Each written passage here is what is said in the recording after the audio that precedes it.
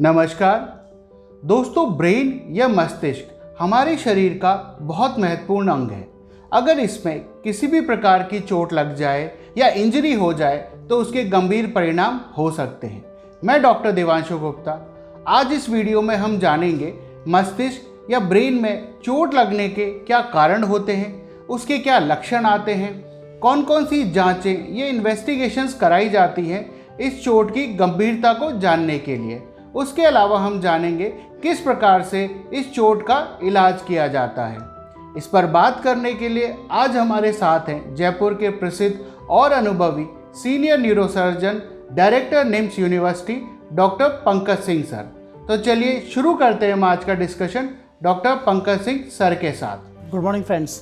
आज एक बहुत इम्पॉर्टेंट टॉपिक हेड इंजरी पे बात करेंगे। मैं doctor Pankaj Singh, director NIMS university and senior consultant neurosurgeon, आपको हेड इंजरी के बारे में बताऊंगा।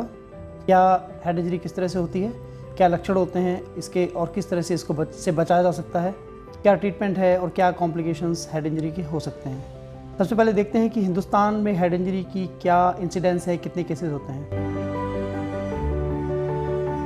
दुर्भाग्य की बात है कि हिंदुस्तान जो है वर्ल्ड के सबसे ज़्यादा हेड इंजरी होने वाले एक नेशन, एक देश के रूप में जाना जाता है।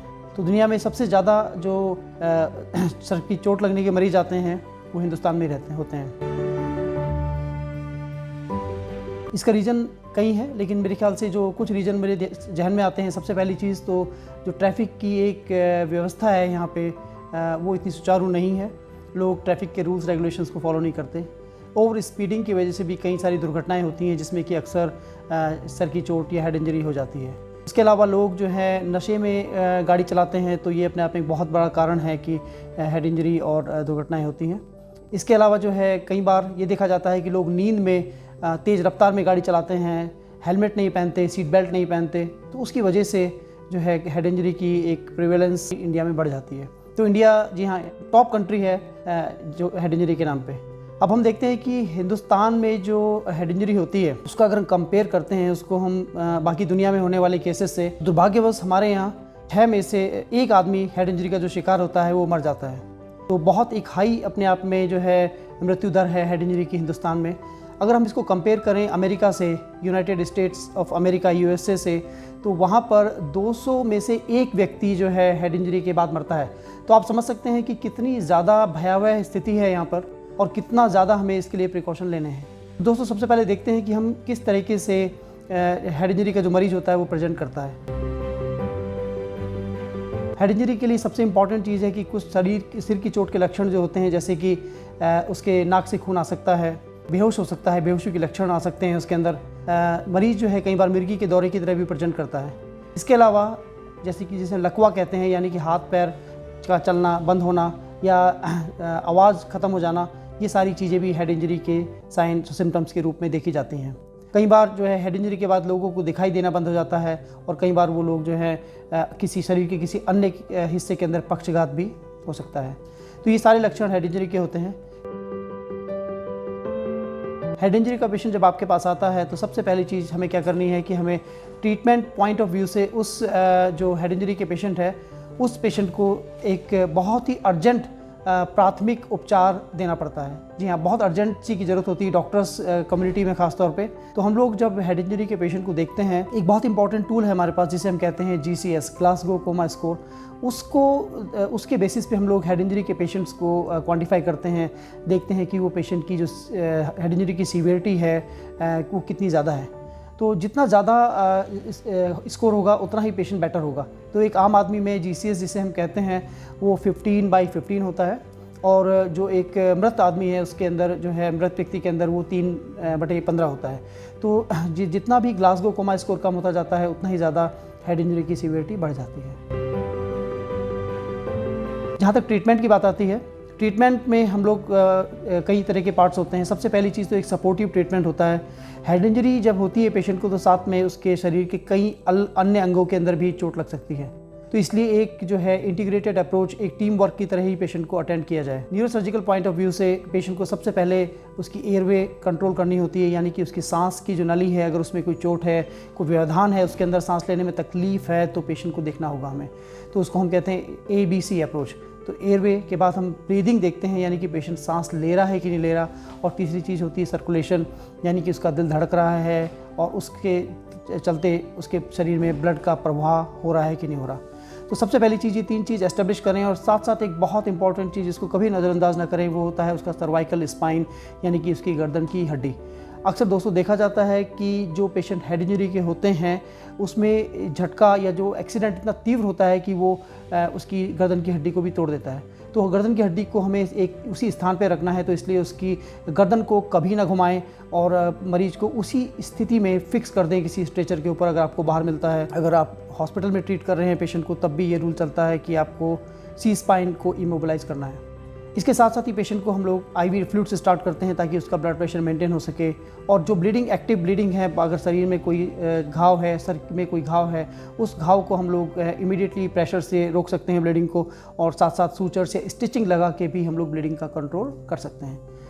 साथ साथ पेशेंट के सारे इन्वेस्टिगेशंस, यानी कि जो उसके परीक्षण हैं, वो हमें भेजने होते हैं, जिसमें कि एक एक्सरे हो गया, CT स्कैन होता है ब्रेन का, जो कि सबसे महत्वपूर्ण एक हिस्सा बनाता है हेड इंजरी की डायग्नोसिस में। और अगर हमारे पास टाइम है और पेशेंट स्टेबल है तो हम लोग कई बार जो है MRI स्कैन भी करवा सकते हैं। जैसे कि मैंने कहा कि कई सारे एसोसिएटेड इंजरीज़ होती हैं हेड इंजरी के पेशेंट के साथ में। उन इंजरीज़ में चेस्ट इंजरी और पेट की इंजरी काफ़ी कॉमन होती है। तो चेस्ट एंड एब्डोमेन की इंजरी के लिए हमारे पास एक तो एक्सरे और CT स्कैन है और साथ साथ अल्ट्रासाउंड है, जो कि हमारे इमरजेंसी डिपार्टमेंट में काफ़ी इजीली मिल जाता है। तो दोस्तों इसका भरपूर उपयोग करें और पेशेंट का अर्जेंटली स्कैन करें। IV फ्लूइड्स के साथ साथ हम पेशेंट्स को कई बार और अन्य मेडिसिन भी देते हैं, जिससे कि पेशेंट का ब्लड प्रेशर या उसकी बाकी शारीरिक जो लक्षण हैं सारे के सारे बैलेंस रहें, उनको हम नियंत्रण में रख सकें। अब डिपेंड करता है ट्रीटमेंट इस पे कि पेशेंट की हेड इंजरी कितनी सीवियर है। मोस्ट ऑफ द टाइम देखा जाता है दोस्तों कि पेशेंट की जो हेड इंजरी होती है, जो हेड इंजरी में सर के अंदर खून जमने लगता है। जब सर में खून भरने लगता है तो हमें क्या उसको हेड को खोल के उस खून को बाहर निकालना पड़ता है। जो थक्का जम गया है या कोई एक्टिव ब्लीडिंग भी है, इसको हम लोग क्रेनियोटमी कहते हैं। तो क्रेनियोटमी में हम लोग बड़ा ऑपरेशन करके पेशेंट को बेहोश करके उसके दिमाग से खून को निकालते हैं और उसके बाद पेशेंट जो है 3, 4, 5 दिन तक भी कई बार ICU में एडमिट रहता है। इस दौरान उसकी सांस जो है अक्सर मशीन पे चलती है और पेशेंट की स्थिति काफ़ी गंभीर बनी रहती है। लेकिन अगर सही उपचार हो, सही समय पर निदान किया जाए तो हेड इंजरी के पेशेंट बच भी सकते हैं। दोस्तों मेरी आपसे एक रिक्वेस्ट है, अनुरोध है कि सबसे पहले तो हेड इंजरी को हमें प्रिवेंट करना होगा मिलके, as a society, as a doctor, as a patient. ये चीज़ हमें समझनी होगी कि हेड इंजरी में prevention is always better than cure. एक बार हेड इंजरी हो जाती है तो फिर उसका निदान, उसका जो है उपचार करना बहुत मुश्किल होता है। तो ये चीज़ हमें याद रखने वाली यहाँ पे है कि हमें हेड इंजरी को बचाना है। बचाने के लिए जैसे कि मैंने कहा था कि सबसे पहले हेलमेट लगाएं, तेज़ रफ्तार से गाड़ी ना चलाएं, ट्रैफिक या यातायात के सभी नियमों की पूर्ण रूप से पालना करें। साथ साथ जो है नशा या नींद के इन्फ्लुएंस में आके कभी भी गाड़ी ना चलाएं। अंडर एज ड्राइविंग भी अपने आप में एक बहुत इंपॉर्टेंट कॉज होता है। तो जिसके पास लाइसेंस नहीं है दोस्तों, उसको गाड़ी चलाने का कोई कानूनी अधिकार नहीं होता, उसके खिलाफ कार्रवाई भी हो सकती है कानूनी। तो इसलिए हमेशा लाइसेंस वाले को ही गाड़ी चलाएं और चलाने दें। इसके अलावा जो है कुछ कारण होते हैं, जैसे नाइट ड्राइविंग होती है, उसमें भी आपको you have to keep your headlights on और you have to be very cautious. मैं समझता हूँ कि सबसे इंपॉर्टेंट कारण है तेज़ रफ्तार। अगर हम जितनी जल्दी रफ्तार पे कंट्रोल करेंगे, जितना स्लो गाड़ी चलाएंगे, एक्सीडेंट उतना ही कम होगा। और होगा भी तो उसकी जो एक भयावहता है या उसकी जो इंटेंसिटी है वो काफ़ी कम हो जाएगी। तो thank you very much for watching this video. आपके पास कोई भी सवाल, किसी भी तरह के कोई क्वेश्चंस हों तो please get back to me and और my team. Thank you very much, all the best. तो दोस्तों आज हमारे साथ थे डॉक्टर पंकज सिंह सर, जिन्होंने हमें बताया कि मस्तिष्क या ब्रेन में चोट के क्या कारण होते हैं, इसके क्या लक्षण होते हैं, किन जांचों से इस चोट की गंभीरता का पता किया जाता है और कैसे इसका इलाज किया जाता है।